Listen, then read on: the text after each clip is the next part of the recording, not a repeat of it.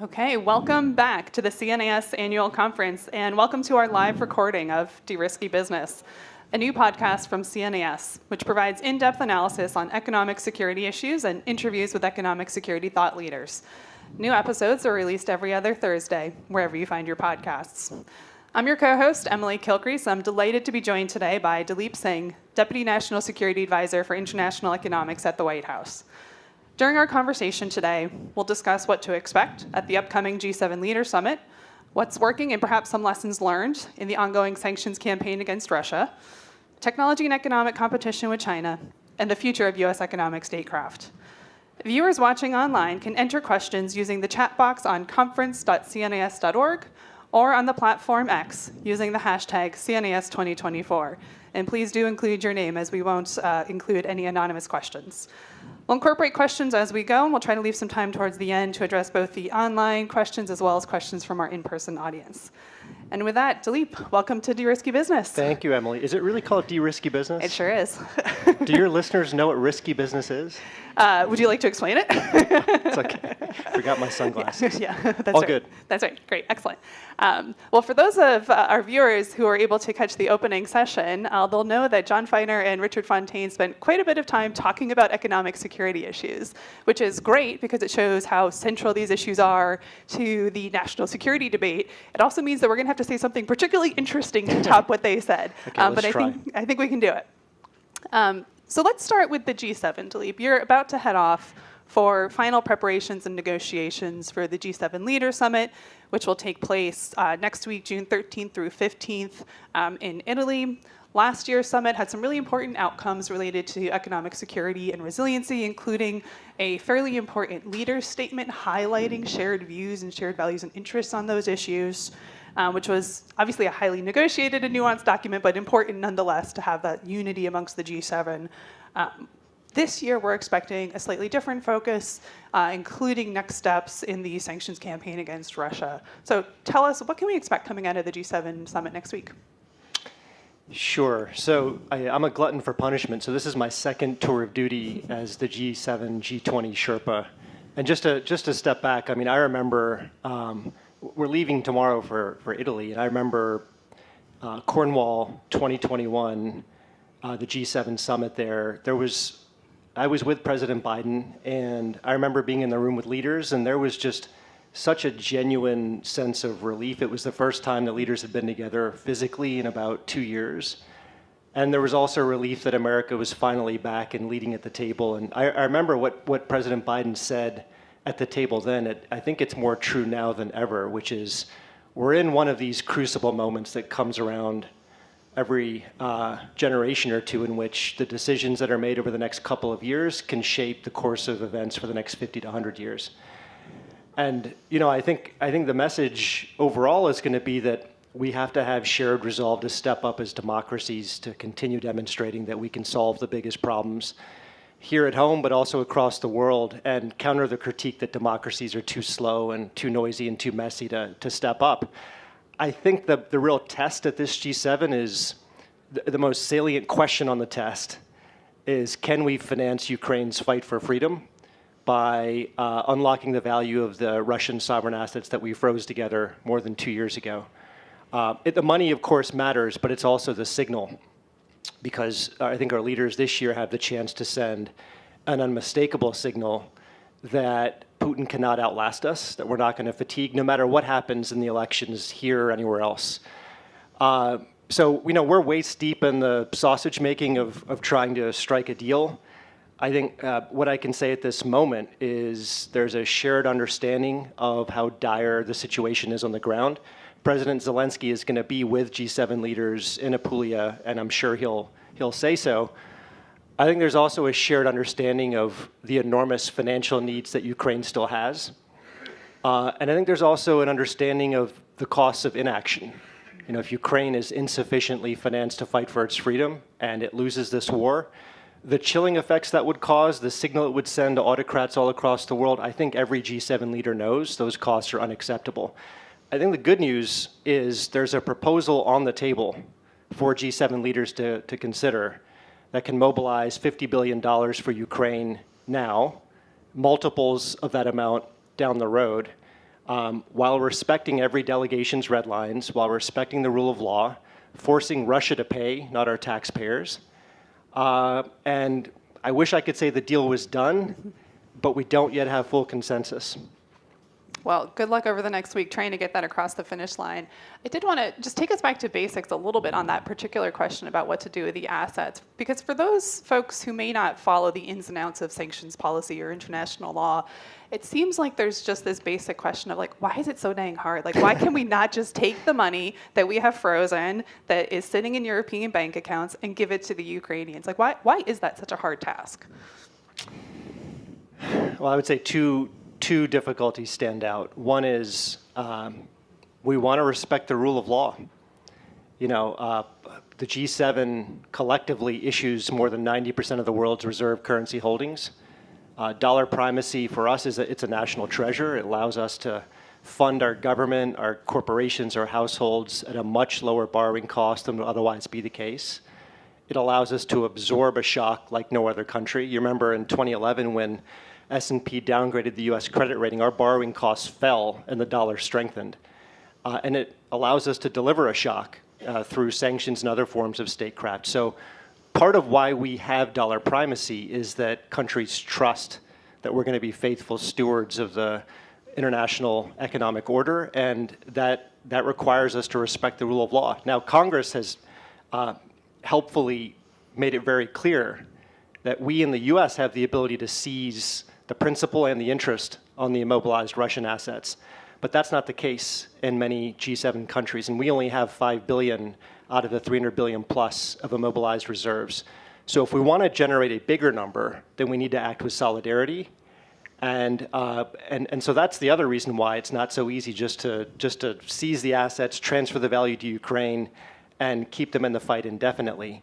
If we want to generate a big number, we have to act with solidarity, and that's why we're now focused on mobilizing, bringing forward as much of the future value of the interest flows as we can. And we can do that at scale, we can do it at speed, and we can do it with solidarity. So that's what the next week is all about. Mm-hmm. And so just the basics of what the proposal is that hopefully we'll come back to in a week or two and you'll be able to say is across the finish line is not touching the principal of all of these assets, essentially taking out a loan on the interest and kind of bringing up that value for the next 5-10 years to get it to Ukraine now. Is that basically the layperson's version of? It's roughly correct. Okay, but I'll take roughly. the important part is that we are going to retain the option to seize principal down the road. That option will not be foreclosed. So think of this as a down payment. So another issue that may come up in the Russia context, of course, is China's continued support of Russia's military-industrial base. We've seen some fairly pointed comments coming out of the administration over the last weeks about the continued support, making clear that it's not just ad hoc, a couple of companies here and there in China that are supporting Russia, that it is clearly a systemic effort that has at least the tacit, if not the direct support of the Chinese leadership. And that, of course, raises the question of what are we going to do about that? We've taken some actions against particular Chinese companies. Obviously, this has come up in the bilateral discussions with China, but what's the US and G7 response to that particularly thorny issue? I'll come back to let me answer your specific question, then I can lift up as well. So you're right. Our concern is that China is increasingly the factory of the Russian war machine. You can call it the arsenal of autocracy. When you consider Russia's military ambitions threaten, obviously, the existence of Ukraine, but increasingly European security, NATO, and transatlantic security. So to the extent that Russia has transformed its entire economy into a war footing, then the notion of picking a handful of Chinese companies that are sending a handful of dual-use products and thinking that we've meaningfully changed the course of this war, that's a flawed assumption. So we're getting to the point at which we've got to think about the entire Russian economy as being off limits in terms of facilitating the flow of goods that are showing up on the battlefield and giving Russia advantage. Now, bigger picture, lifting up, this is often unstated in DC circles. What's the geoeconomic diagnosis of China? And, I think this is a bipartisan viewpoint that President Xi's ambition is to restore China's place in the world, its hegemony, at least in the Indo-Pacific, probably well beyond. Now he's pursuing that dominance mostly through economic and technological primacy. You can see that in the explicit objective of Made in China 2025. I think it's there in a more subtle way with the Belt Road Initiative. What we perceive is that President Xi observes the US and believes that we're in structural decline, and that's true of democracies more generally in his view. And so this is a moment for him, based on his written and spoken word, to take some tactical risks to realize his strategic ambition. So the Deng mantra of hide your strength, bide your time, that's out. Muscle flexing is in. So that, we can get into it, but that creates, if you accept that diagnosis, that creates a whole range of challenges in the economic sphere and the geopolitical sphere and many in between. Yeah, and we could spend hours talking, Yeah. and we do spend hours talking about that at CNAS. But to come back to the G7 prep specifically, like, are we expecting any announcements around China's support to Russia coming out of G7? And specifically, there's been a lot of chatter around whether or under what conditions the US and G7 would consider sanctioning, for example, a Chinese bank that's banking and financing some of this trade. I would just say stay tuned, but one of the, apart from funding Ukraine's fight for freedom, I think another prominent theme is going to be disarming the Russian war machine. And so you can connect the dots with China. Got it.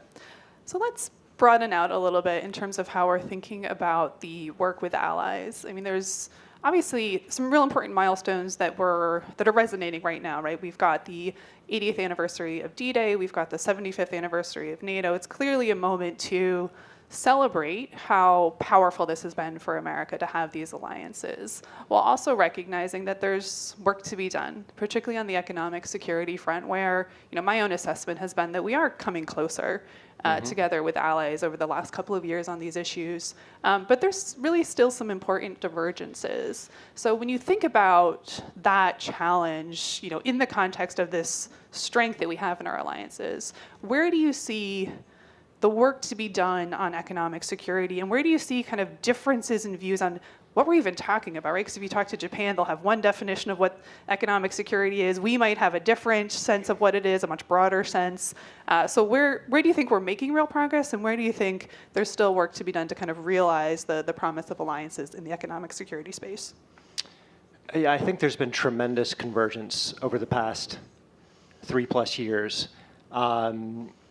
And I think I'll give you an example of where I'm seeing that happen most prominently right now. It's in trade. So we I think now have a shared understanding among G7 countries, and it's beyond the G7. It includes many developing economies as well, that we have a problem that the world is confronting, in which China's production trajectory is set to flood the market well beyond what global demand could plausibly absorb. And that's causing problems both directly in terms of undercutting hundreds of billions of dollars of investments that we're trying to make to improve our productive capacity. It's affecting trade-affected communities.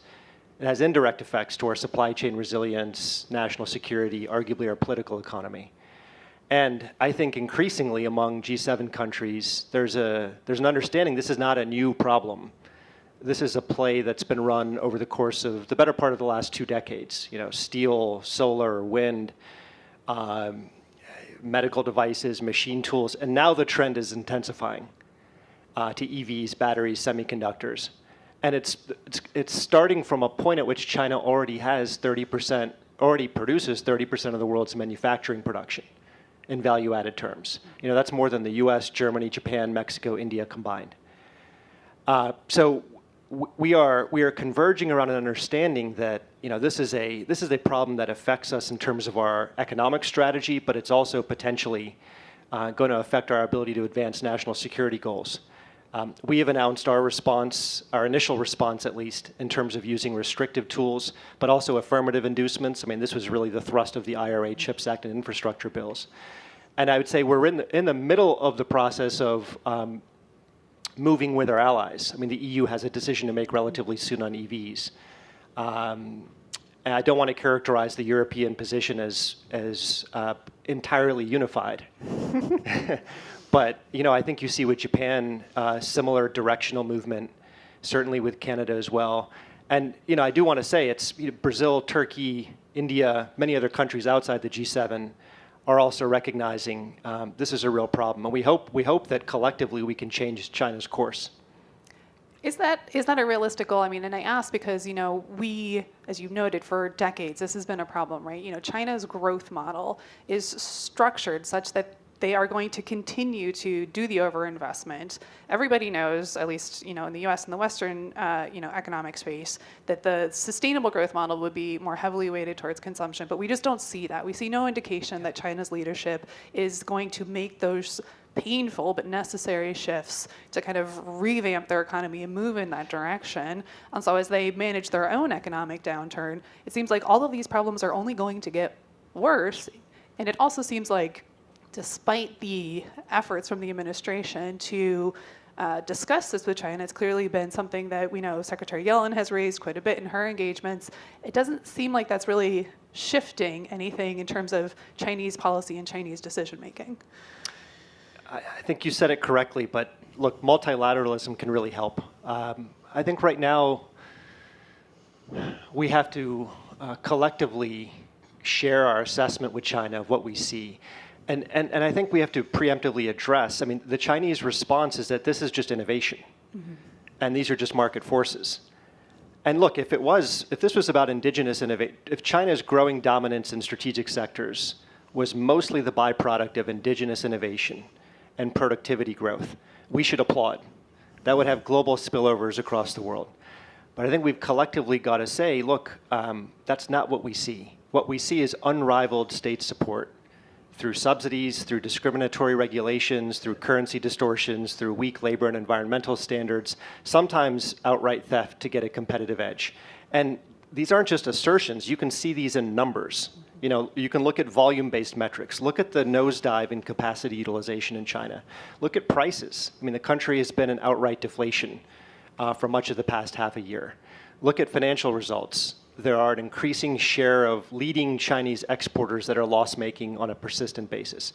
Or just look at market share. We're having increasingly concentrated, calcified, critical supply chains.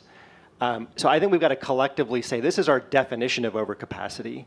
This is how it compares to other countries.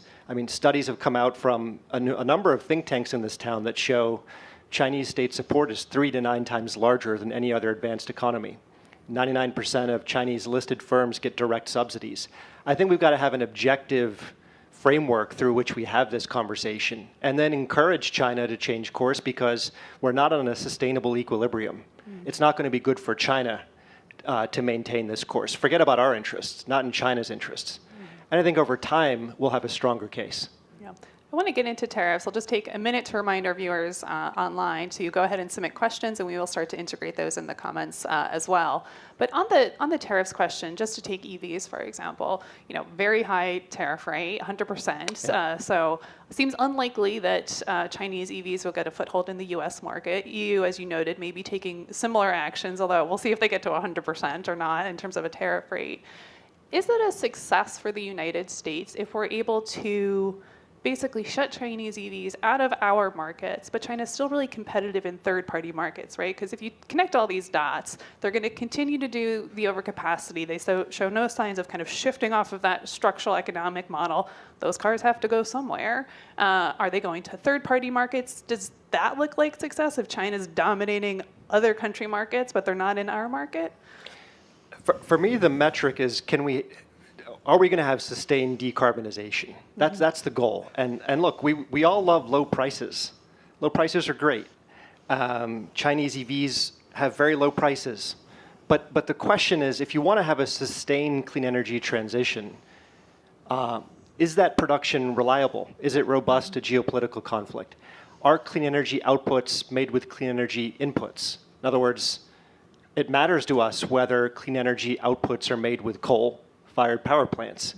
It matters whether solar panels are made with polysilicon with forced labor. And look, climate change is addressing climate change, it's a global problem, but it's going to have national solutions. And so our transition has to pass political muster. Every country's transition has to do so. And that means we have to give attention to whether the net economic benefits outweigh the costs across political cycles in terms of whether we're creating jobs and investment and growth and productivity, and whether we can spread those benefits in a way that's inclusive. That's the stuff of sustainability. And if we in other countries simply imported Chinese EVs as much as we could because they have the lowest prices, that could make sense in the very, very short term, but it would be a very wrong-headed long-term strategy if you really care about the transition. Do you see any future scenario in which there's some level of Chinese imports or technology that comes in the clean energy space? Because there's a risk management approach you could take that says, well, as long as we have our own domestic supply and we've got diversity and robustness of supply and there's not a dependence, then maybe we let 10% of our market be Chinese EVs? Or is the goal really just 0%, we aren't comfortable with any sort of dependence, even if it's maybe a more manageable market share? This is a great question. I mean, look, what we want is fair competition. And then, the exact market share of any particular country, let the invisible hand sort that out. But are we competing on the basis of our ability to attract ideas and investment and talent? Are we competing truly on our ability to innovate? The ability to create knowledge and take risk and have entrepreneurship? Is competition about your depth and the breadth of your alliances? If it's on those terms, I like our chances. I like the chances of lots of other countries, and that would be a good competition, including for China. So it's not a numerical target. It's about the nature of competition. That's, to me, the definition of success. Okay, so we'll look forward to the day where we're freely competing with China on fair terms and a level playing field. So we'll stay tuned for that, Daleep. Let's switch a little bit to a different set of policy tools, which has also gotten a lot of commentary, but a very different problem set. So of course I'm talking about export controls and the small yard, high fence approach around some of the most advanced technology. As folks are listening probably know, there's been a lot of export control actions on some of these force multiplier technologies. I would put the outbound investment discussion in that bucket as well, right? I have always seen that as a complement to what we're doing under export controls. You put the CHIPS Act guardrails in there. So how are you in the administration viewing this set of policy issues, and where do you see this going for the remainder of the administration's first term? Yeah, and you've done a lot of great work on this, Emily, so my compliments to you. I think just to ground listeners, and what are these export controls all about? I always start with stating our assumptions, right? Just to give an explanation of why we've taken this course of action. And the first that really should be stated is we do believe there are a set of technologies that are foundational to national security and to our long-term economic growth potential, number one. Number two, military civil fusion in China it's a thing, so there's no practical distinction anymore between the Chinese commercial sector and the Chinese military sector. And number three, the private sector's overwhelmingly strong incentives to sell cutting-edge technology to the massive Chinese market are not always well aligned with our national interest. So if you accept those assumptions, and we can discuss and debate whether they're true, then export controls are just an acknowledgement of that reality. They're not an attempt to hold China back. And yes, they have to be careful and they need to be precise. That's the reason for the small yard, high fence metaphor. We don't want to dull the incentives for innovation in the US. We don't want to forego spillovers of innovation if it happens outside the US. And we don't want to seed the massive Chinese market if there's a technology that we're controlling that doesn't truly have national security implications. Mm-hmm. The question really is, how do you do that? And how do you avoid dimension creep? Mm-hmm. And I think we do. We are working. I mean, you asked, what are we going to do the rest of the term? One thing we're working on is trying to lay down a strategic anchor for these export controls. So let me give you a flavor for it. Number one, it would be, can we identify now and on a recurring basis the set of technologies that we do think are going to be foundational for national security and long-term economic growth potential? That would be one. Mm-hmm. Two is, within that list, what is the subset of technologies, foundational technologies, for which we currently have and expect to have a lead relative to strategic adversaries? Because for that subset, that's where our adversaries have maximal incentive to close the gap if technology diffusion was unfettered. And conversely, if we're behind or likely to be behind, those would be the areas in which our adversaries would likely be able to impose controls to slow our own technological development. So that's the second piece of the analysis.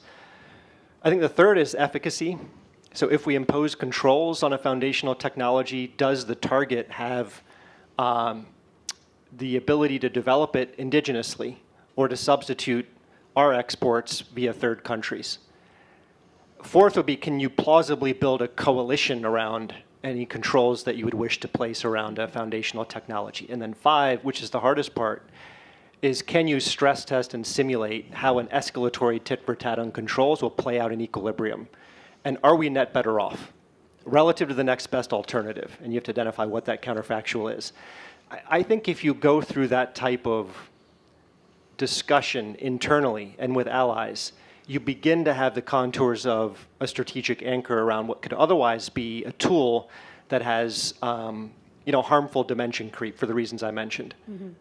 I'm going to warn the audience that I'm going to come to you in a minute if there are any questions from our live audience. But I wanted to make sure that we also cover, because this is a perfect segue of kind of that analytic framework and needing to make sure that we're acting in these economic security policy areas with a clear sense of strategy, with a clear sense of doctrine. One thing that I've really enjoyed about your work is you put forward some thinking on both the need for and how we would do economic statecraft doctrine. I'll put in a plug for some coming CNAS work, which we have a project that we're starting on that because we agree It's incredibly important. And as I think we've both pointed out in various forums, the military sense, like there's a whole culture and institutional process around strategic planning and doctrine and best practices, and I'm sure the military folks would tell us it's all a mess on the inside, but at least there's something, right? Yeah, so how do we get there with the economic statecraft part of things? And I assume that is something that now that you're back in, as you mentioned, you're a glutton for punishment, so you're back in trying this again. So is that something that you're actively trying to push forward in the administration now? Yeah, definitely. And it is so, to me, it's really important. We are using the tools of economic statecraft, mostly the restrictive tools, sanctions, export controls, tariffs, price caps, investment restrictions, with more frequency and more potency than ever before. That's a reality. And I think it's a function of opportunity. We have left the era of hyper-globalization, but based on trade metrics, capital, technology, we're still more connected than ever. So these tools can be used or threaten to be used to serve a geopolitical purpose. But then also necessity. We are, if we're seeing the world as it is, not as we pretend it might be, we're in the most intense period of geopolitical competition in at least 30 years, maybe 80 years.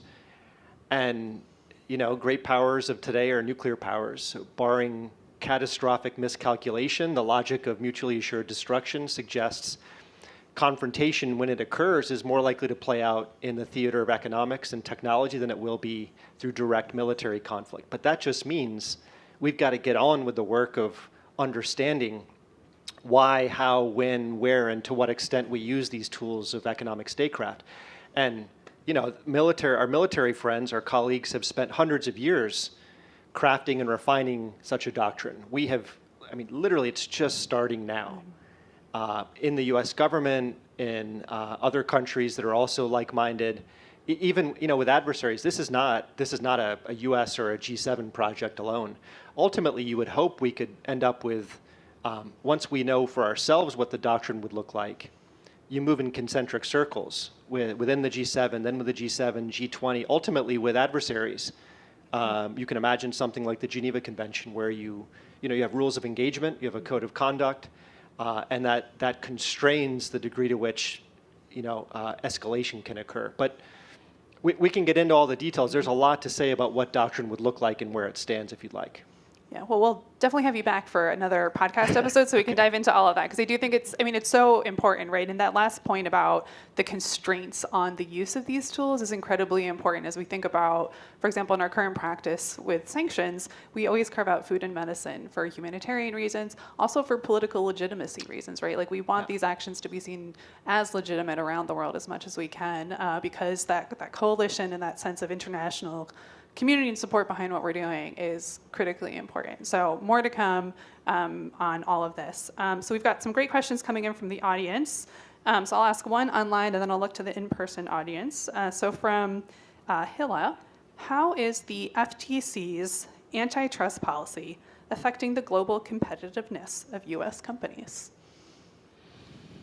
Well, the FTC's action, I can't comment on any specific cases, but let me just say as a general observation, I think we do have evidence in many industries of market power that's being used to extract rents. And that can happen in a way that's ultimately harmful to consumers and harmful to our productivity. So that's when you see the FTC taking action, it's with an eye towards creating more competitive markets. And let's face it, there are market failures. There can be information asymmetries. There can be coordination failures. There can be corporations which have captured policymakers, and that can lead to evidence of anti-competitive behavior that our government's trying to address. If you just want a metric, look at the labor share of national income over the last 70 years. It's been on almost like a monotonic decline. So an increasing share of our national income is going to corporations. Now maybe that reflects productivity. Maybe it doesn't. I mean, I think there's been you can look since the 1980 or so, there's been a very strong wedge between productivity and wages. Normally those two variables travel together. Mm-hmm. And when they diverge to this extent, you've got to start asking questions about whether labor bargaining power and consumer welfare are being left behind. Mm-hmm. I think that's the intellectual grounding behind their work. Great. Any questions from the in-person audience? We've got the lady with the lovely scarf. Hi, I'm Preston Corey with Total Energies. I've been sort of tracking conversations around carbon border tariffs. I know a lot of Democrats in Congress have been more bullish on the concept. The White House has been fairly reticent on this. And I'm just curious about the calculus behind that, whether it's just a disagreement with sort of the effectiveness of that policy in the US for protectionist purposes, for national security purposes, or if there's just a concern about the semantics due to the lack of carbon price in the US. Yeah, thanks for that question. I would say stay tuned. I mean, you may have read John Podesta's speech recently, and I think he explicitly teed up the importance of trade policy to climate ambitions here in the U.S. The IRA, I think, is doing a remarkable job of making clean energy cheaper, but we also have to find ways to make dirty energy more expensive, and that's where trade policy comes in.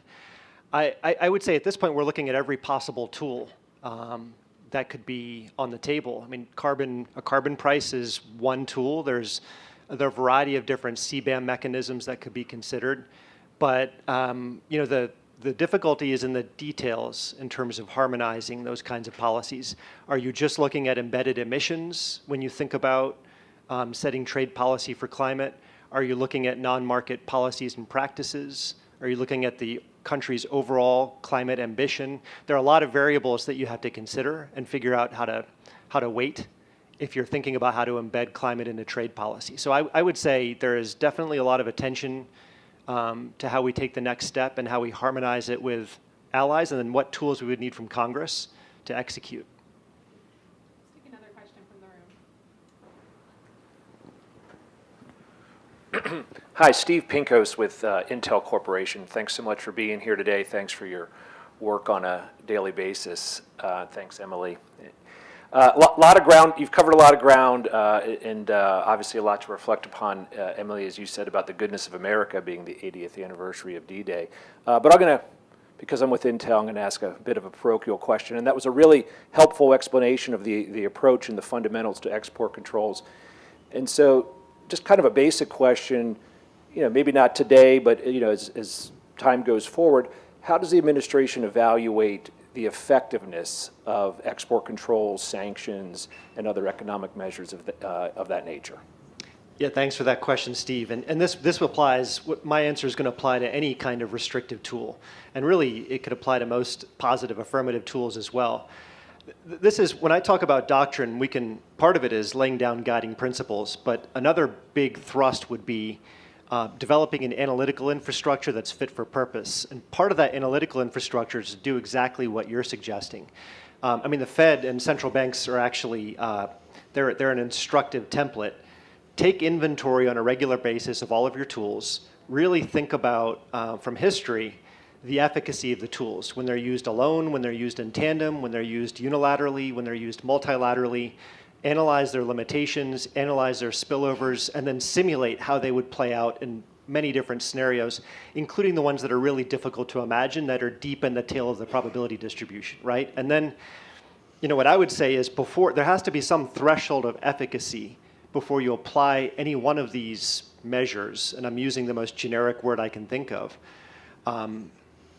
relative to the counterfactual, the next best alternative. And we have to, develop what that threshold looks like, how to quantify it, and it's never going to be science. Ultimately, these are going to be political judgments. Let's not pretend otherwise. But at least if you force a conversation along the lines that I think your question is suggesting, at least you do so with your eyes open. And I'll add to that. I don't know if Daleep agrees or not, but there's a bureaucratic question too, which is how do we reorient our bureaucracy to kind of meet this new economic security mission, and then Congress's role in providing resources and appropriations. I mean, this is the battle we've had over BIS. They've had a fundamentally changed mission, but not a fundamentally changed budget. Yeah. And so that's got to be part of the equation as well. Absolutely. And, if there is, look, I think around the end of a term and the beginning of new terms, you can ask big questions, like organizationally, if we care about economic security and economic statecraft to the degree that everybody in this room probably does, would you design the US government in precisely the way that it is now? And if you were to change it, what would be the friction costs? Because there are a lot of cautionary tales when new organizations have been created. So you've got to think about the costs of going from here to there. And then also, what's the connective tissue of whatever organizational function that you create, to regulators, to the private sector, to allies and partners? What are they doing? So I think we're going to be in a period of public sector innovation. It actually happened quite a bit after World War II. A lot of the institutional edifice of what we have today was created then. And you can go back to other countries. I mean, the UK has, 100 years ago, gone through a very similar exercise to what I'm describing here. So we don't have to imagine all of it. We can learn from history too. Excellent. Well, this has been a fantastic conversation. I want to ask one last question to close us out before we move on to the next session. We've been talking about some very nerdy, nuanced, wonky things today, which I love, and I know you do as well. But it's very DC focused, right? So what would your message be to folks outside of the DC foreign policy blob about why this stuff matters? Like, why should normal Americans care about economic security? Well, I mean, So I came of age. We're all kind of influenced by how you come of age. For me, it was the 1990s, and that was a different world. It was the post-Cold War, unipolar, bipartisan moment in a way. The end of history was a bestseller. People thought this was the final form of political ideology across the world. Russia was invited to make the G7 the G8. Europe was introducing the euro. China was on its way to getting accepted in the WTO. Most people got the same information from the same sources precisely twice a day. Technology was seen as an unambiguous force for good. And my point is, all of that's changed, right? So people all over the world know that. The world has changed. And actually, the era that I grew up in, came of age in, that kind of world is an aberration. Across the long sweep of history, we've had the volatility, the uncertainty, the horror sometimes that we see today. That has been the norm. So we better try to understand it. And if you want to understand it, you need multiple lenses through which to see the world clearly. Sometimes it's economics, an economic lens. Sometimes it's a national security lens. Sometimes it's a socio-cultural lens. But the more lenses you can have to see the world clearly, the better chance you have of making good decisions. Excellent. Well, thank you, Daleep, for your insights, and particularly thank you for taking the time to talk with us today. We know you're extraordinarily busy leading up to the G7 meetings, which is always a whirlwind. So best of luck heading into those meetings. Thanks to our audience for tuning in. For our podcast listeners, this episode will be available in the Derisky Business podcast feed next Thursday. So look for that in future episodes, wherever you get your podcasts. And then for our audience, please join us for the next session of the annual conference, where former commander of CENTCOM, General Frank McKenzie, will join Jonathan Lord, director of the Middle East Security Program here at CNAS, for a discussion on Gaza and U.S. policy in the Middle East. We'll see you back here soon. Thank you.